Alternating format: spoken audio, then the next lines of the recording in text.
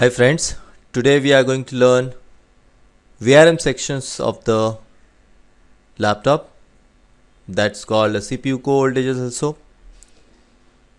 And here we can see the concept of how this CPU get the power. This one is the CPU, and this entire section is called the VRM section or the CPU core section, which generate CPU core voltage and the graphics core voltage, because the graphic chips also inside the processor. So, but before that, CPU should get these three voltages like 1.05, 1.5 and 1.8 from the different pulse width modulator. Once the CPU get all these voltages, then CPU received this signal that is called the VR on signal.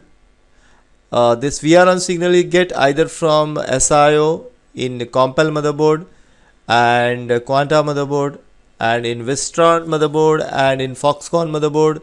This VR on signal generated by different sections. But anyway, CPU should get VR on signal that is supposed to be 1 volt and supposed to be 3 volt in some sections. Okay, so it's like that. So here we can see CPU required total 5 voltages, that is 1.05, 1.5 and 1.8, and then CPU core and graphics core. CPU core voltage is supposed to be approximately 1 volt and 30 amperes, and graphics core supposed to be 0.9 volt or 0.8, something like that, and supposed to be 10 to 15 ampere current. Okay, so CPU requires the huge current, that is a 30 ampere current, so he is required 2 pulse width modulator. Here we can see the 2 pulse width modulator, and both voltage join together and reach to the processor. So this is the VRM chips, that is make of ISL 95863, and this chips require 2 powers to work, that is one is VIN voltage, that is 18 volt, and VCC voltage or the VDD voltage, that is a 5 volt. So he required 2 voltages to work. Then these are the pulse width modulator. These are the total 3 pulse width modulator we can see. This 2 for the CPU core and 1 for the graphics core. It's not necessary all the VRM sections have a 3 pulse width modulator. In some sections the graphics core generated by the different pulse width modulator, like that also. So but here we can take in single screen all this 2 sections together. Okay, so next is once the CPU got this power, this 3 voltages, the next is this VRM chip get the signal that is called a VR on signal, like this, that's supposed to be 3 volt, or now the latest motherboard in 1 volt. So you should get the VR on signal saying that turn on this pulse width modulator. Once he received this signal, this VRM signal generate the pulses like this, trigger all this MOSFET. These are the MOSFET trigger. Here is 18 volt, that is VIN voltage. Here is 18 volt, and here is also 18 volt. This all voltage chop and trigger the MOSFET gates, and here is the pulsating AC voltage will be generated.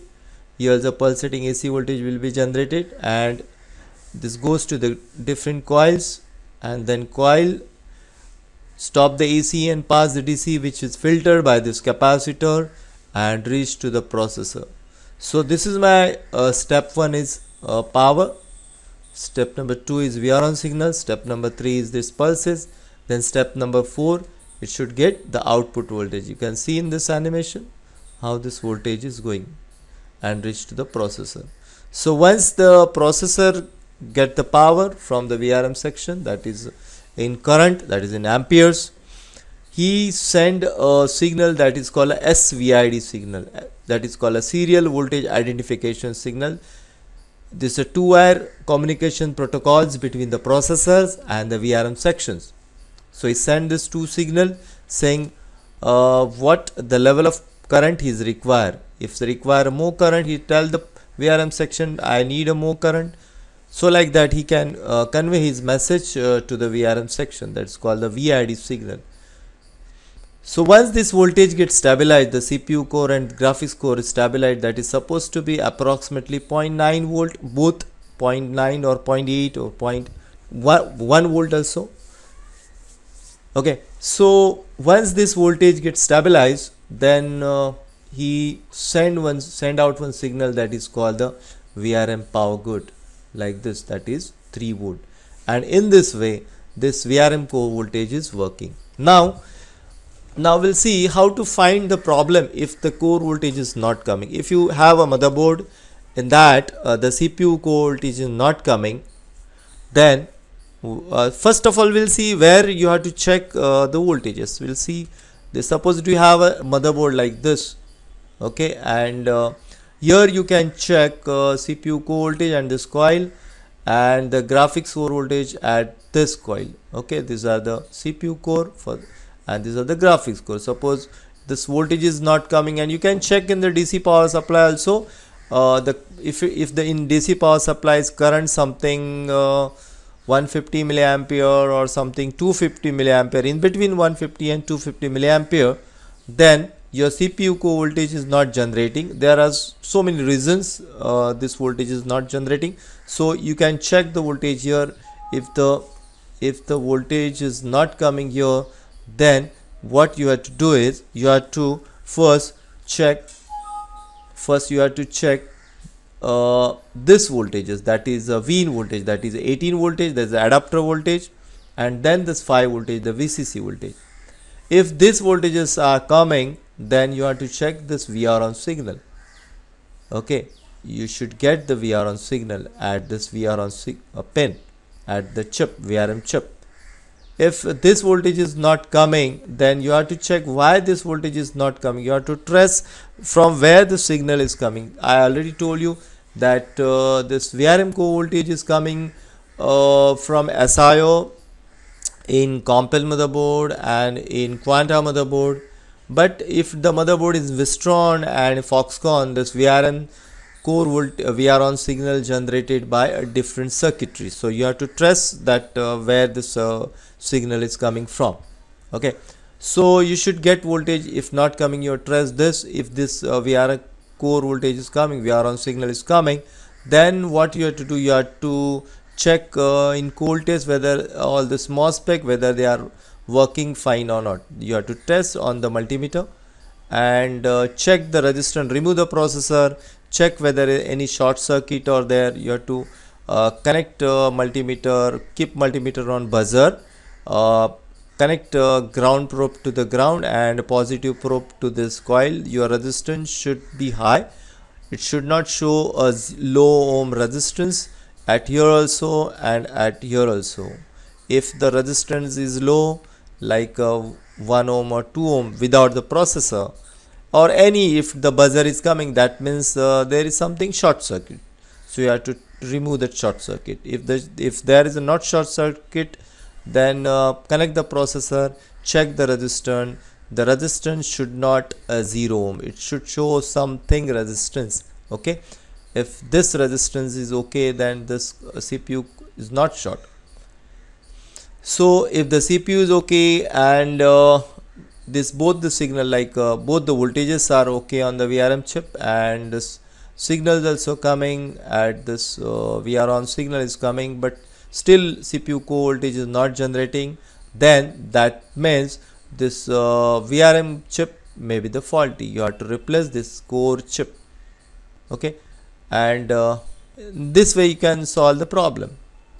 So now we'll see on the schematic diagram how to check where are the test point.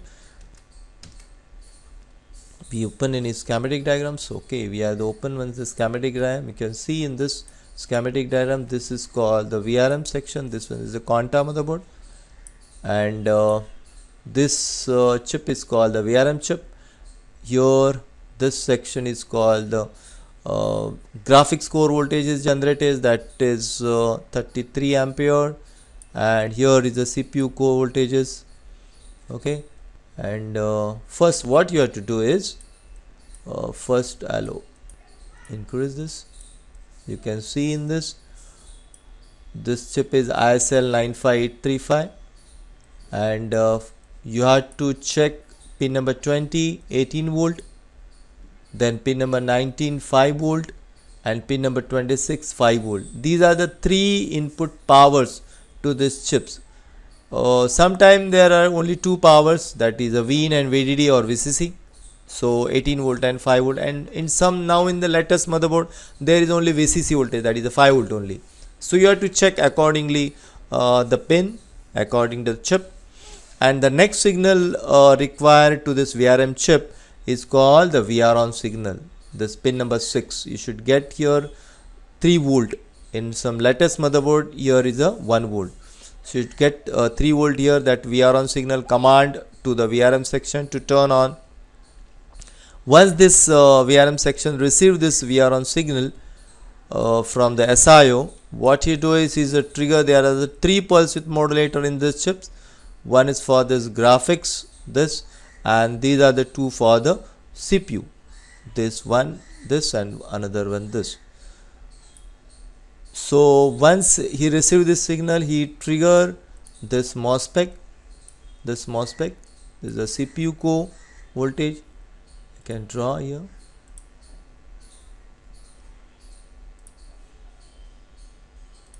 This is the CPU core voltage.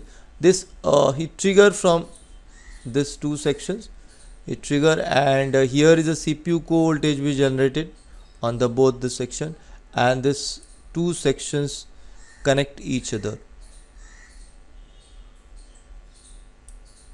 2 section connect here, and here you can find supposed to be 1 volt and something current you can't check here, but somewhere 1 volt, somewhere 0.8 volt or 0.9 volt, something like that. You should get a voltage over here.